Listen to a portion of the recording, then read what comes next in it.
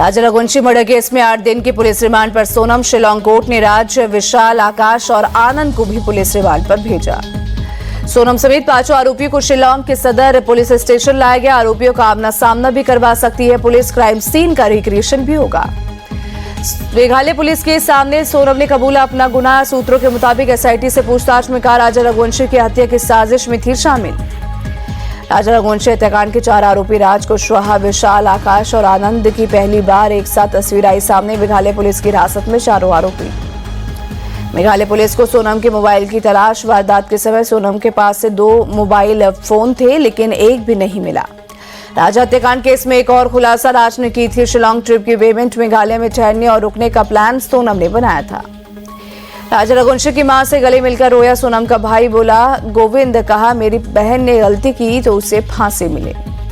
सोनम से परिवार ने रिश्ता तोड़ा। भाई गोविंद बोला परिवार को नहीं पता था बहन के मन में क्या था। राजा रघुवंशी के पिता की पुलिस से मांग। कहा अगर सोनम से कड़ी पूछताछ की जाए तो कई सच सामने आएंगे। एमपी के मंत्री कैलाश विजयवर्गीय का राजा रघुवंशी हत्याकांड पर बयान। बच्चों को पढ़ाना लिखाना अच्छी बात, लेकिन उन्हें संस्कार भी दे। बिना संस्कार के बच्चे सोनम बन जाते हैं।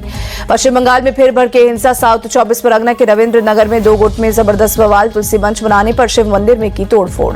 पत्थरबाजी में कई लोग घायल। मुस्लिम समुदाय पर हमले का आरोप। तनाव बढ़ने पर कई थानों के पुलिस फोर्स और आरएएफ तैनात। दक्षिण 24 परगना में बवाल पर सियासत तेज। केंद्रीय मंत्री सुकांत मजूमदार ने बंगाल में हिंदुओं पर अत्याचार बढ़ाने का लगाया आरोप। कहा पुलिस ने हिंदुओं पर ही कार्रवाई की। साउथ 24 परगना में हुई हिंसा को लेकर सड़क पर उतरे नेता विपक्ष। शुभेंदु अधिकारी डीजीपी से मिलने के पुलिस मुख्यालय तक किया पैदल मार्च।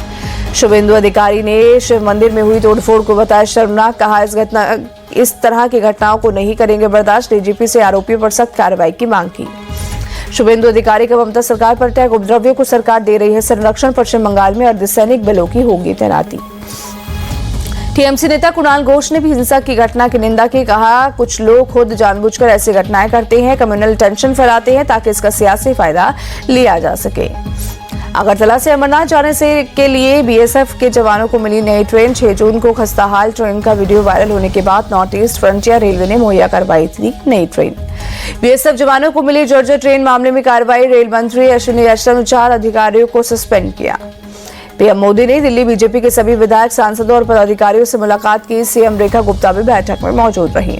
सूत्रों के मुताबिक पीएम मोदी ने कहा दिल्ली की जनता ने बहुत उम्मीद से बीजेपी की सरकार बनाई है। पार्टी के नेताओं का कर्तव्य है कि जनता की उम्मीदों पर खरे उतरे। पीएम मोदी के साथ बैठक में यमुना की सफाई और वायु प्रदूषण अहम एजेंडा रहे। प्रधानमंत्री ने दिल्ली में विकास के काम तेजी लाने पर जोर दिया।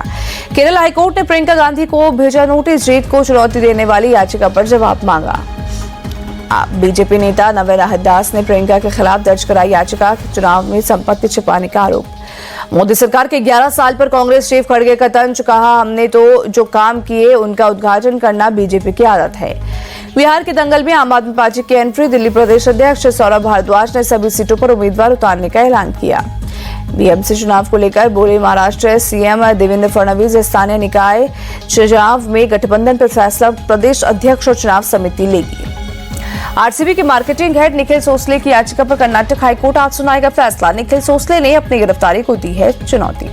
दिल्ली एनसीआर के लिए मौसम विभाग ने रेड अलर्ट जारी किया। अगले 3 दिनों तक तापमान 45 डिग्री रहेगा। 13 जून को हल्की बारिश की संभावना। पंजाब, हरियाणा, राजस्थान और हिमाचल के लिए भी रेड अलर्ट जारी। राजस्थान में तापमान 47 डिग्री तक जाएगा।